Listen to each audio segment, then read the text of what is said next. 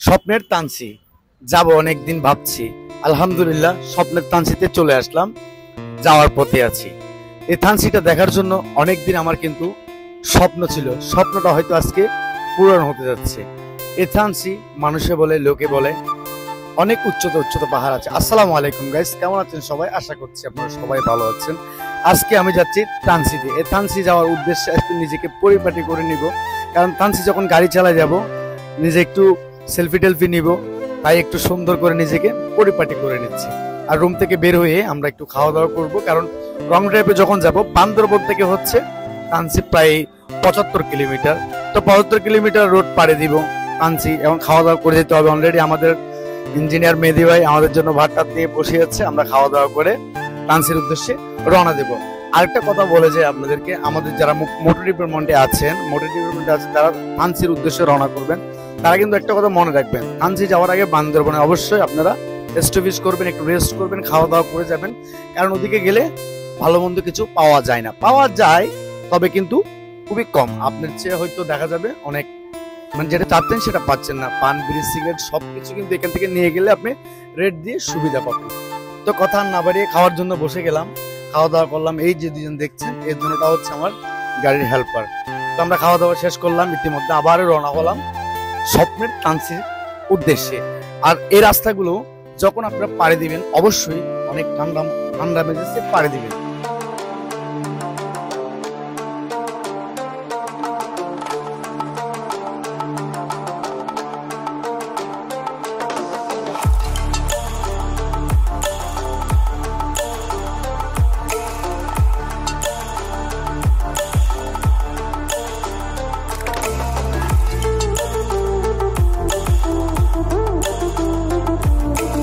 আরেকটা কথা আপনাদের অবগতের জন্য বলা যাচ্ছে যে, এই যে পাহাড়ে আসলাম, এই যে আমরা এখন চেকিং করতেছে, পুলিশ ভাই চেকিং করতেছে। অবশ্যই আপনারা থামবেন, এখানে চেকিং করবেন, তাদের সাথে যতটুকু পারেন ভদ্রভাবে ব্যবহার করবেন। আর যারা এখানে বড় গাড়ি নিয়ে আসবেন, মোবাইল ক্রেং বলেন, পিক আপ, অবশ্যই আপনারা মাল দিয়ে নিয়ে আসবেন। এখানে কিন্তু শান্তি বাহিনীর কিছু মাল দিয়ে কাট করায়, এই কাটগুলো অবশ্যই নেবেন। ইতিমধ্যে আমাদের ইঞ্জিনিয়ার সাহেব মেহেদি ভাই আমাদের জন্য, মানে আমার জন্য ওই আনারস নিচ্ছে, দিদি আনারস গুলা বানাচ্ছে। এই আনারস গুলা কিন্তু খুব সুস্বাদু। তো আমি ভাইকে বললাম 2টা নেওয়ার জন্য আনারস, কারণ এখানে বাসায় আমার আনারস কেউ খাই না। আমি কিন্তু খাই, বাইরে আসলে কিন্তু বাসাতে খাই না, অ্যালার্জি প্রবলেম, তাই খাই না।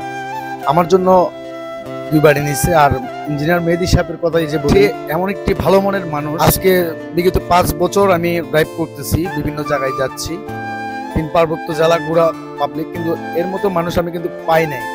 খুব অসাধারণ একটি মানুষ। আপনি পাহাড়ে আসবেন, আনারস খাবেন না, এই ভুলটা করবেন না। এই যে আনারস খুব মজা। ওই মেহেদি আনারস খা। হ্যাঁ, আনারস খুব মজা।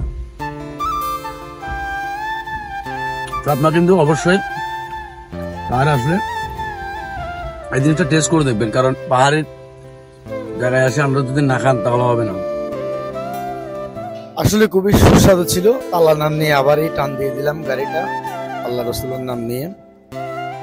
প্রাকৃতিক সৌন্দর্য, এত যে সৌন্দর্য, ঢাকাইয়ারা কেন আসে আগে কিন্তু আমরা জানতাম না। আসলে আমরা চট্টগ্রামের মানুষ, এই পাহাড়গুলা না দেখে কিন্তু আমরা বিভিন্ন জায়গায় যাই ঘোরার জন্য।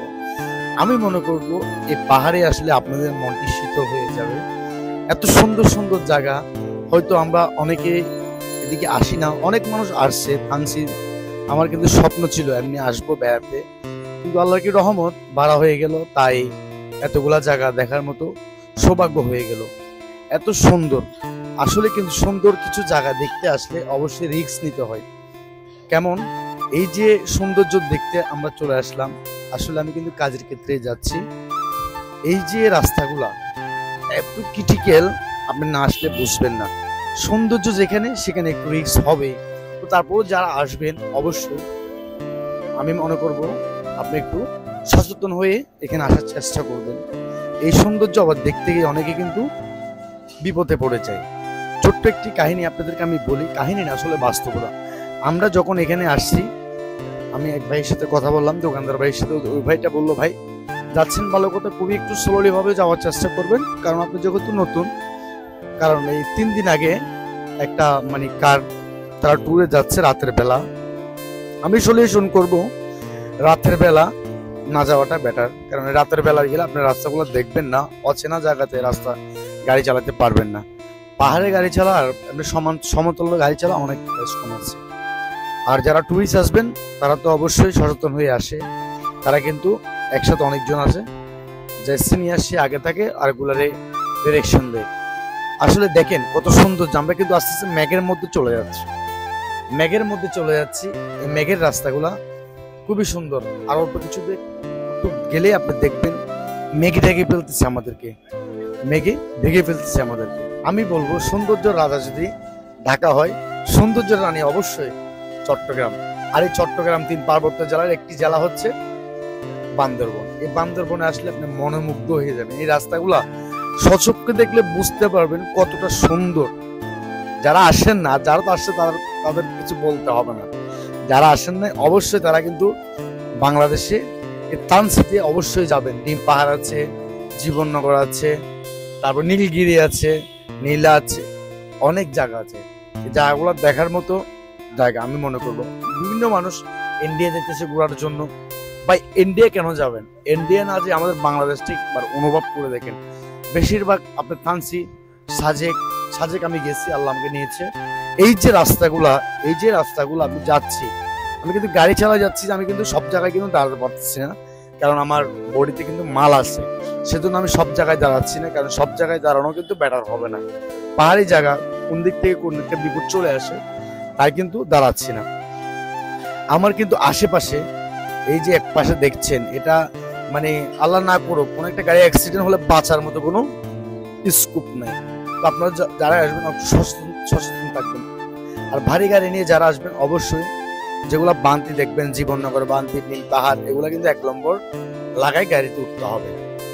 আর আমি কিন্তু এরকম বিভিন্ন জায়গায় যাই, আপনাদেরকে দেখাই ভিডিও ক্লিপ। আশা করি আমার ভিডিওগুলো আপনাদের কাছে ভালো লাগে কিনা জানি না।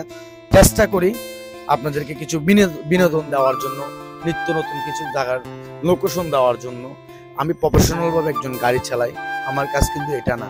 তারপর আমি শখের বসে এই কাজগুলা করে থাকি, ভিডিওগুলা করে থাকি। যে ভিডিও করতেছে সে কিন্তু গাড়ির উপরে, আমি কিন্তু গাড়ি চালাই। এই যে আমার পাশে একটা গাড়ি গেল, আমি কিন্তু আগে থেকে তাকে সাইড দেওয়ার জন্য অলরেডি বসেছিলাম। এই যে এখন যে স্টেপ বাই স্টেপ আমি গাড়িটা মানে নিয়ে যাচ্ছি, এখন কিন্তু পুরো জায়গাটাই নামছি। এই জায়গাগুলোতে ভারী গিয়ার, তার মানে 1 নম্বরে নামার জন্য অবশ্যই আপনাদেরকে অনুরোধ করা হচ্ছে। যারা বাইকার আছে তারাও ভারী গিয়ারে নামবেন, কারণ এইগুলাতে যদি আপনি মানে টপ গিয়ার বা 3 নাম্বার 2 নাম্বার নামাতে চান, আপনার break show, class plate, break show গুলা, বেশিরভাগ ব্রেক শো গুলা ব্রেকে কাজ করে না, কারণ ড্রাম যখন গরম হবে আপনার ব্রেক শো কিন্তু কাজ করবে না। তো ভারী গিয়ারে যখন নামবেন তখন কিন্তু আপনার প্রেসারটা ইঞ্জিনের মধ্যে পড়বে এবং ব্রেক শোটাও ঠিক থাকবে, ইঞ্জিনটাও মোটামুটি কি সচ্ছল থাকবে। আর আপনি যদি চিন্তা করেন টপ গিয়ারে নামবেন, তাহলে আপনাকে আর চট্টগ্রাম যাইতে হবে না, বান্দরবন আপনি থেকে যাবেন। তখন বুঝতে পারবেন আপনার গাড়িটা আপনি নিয়ে যেতে পারতেছেন না, অন্য একটা গাড়িতে করে নিয়ে যেতে হবে। তো গাইস, এতক্ষণ জায়গার লোকেশন দেখালাম। আসলে কিন্তু আমার মোবাইলে কিন্তু চার্জ খুবই কম ছিল, তাই আমি পুরোপুরি ভিডিওটা আপনাদেরকে দেখাতে পারি নাই। এটা কিন্তু তানসি থেকে প্রায়, আর আমাদের লোকেশনটা হচ্ছে আর 15-20 কিলোমিটার গেলেই কিন্তু আমরা তানসিতে উঠে যাব। মোবাইল আইফোন বুঝতেছি নি, চার্জ কিন্তু খুবই কম, সেজন্য পুরোপুরি ভিডিওটা আপনাদেরকে আমি দেখাতে পারি নাই। আর কেমন লাগছে অবশ্যই কমেন্টে জানাবেন। পরবর্তী একদিন কোনো সময় আল্লাহ যদি আবার আনে, আমি আপনাদেরকে পুরোপুরি ভিডিওটা দেওয়ার চেষ্টা করব। তো ভালো থাকবেন, সুস্থ থাকবেন, দোয়া করবেন আমার জন্য, দোয়া রইল আপনাদের জন্য। সচেতন থাকবেন এই পাহাড় এরিয়ায় আসলে। আল্লাহ হাফেজ। এ বলে আমার ব্লগটি এখানেই শেষ করছি।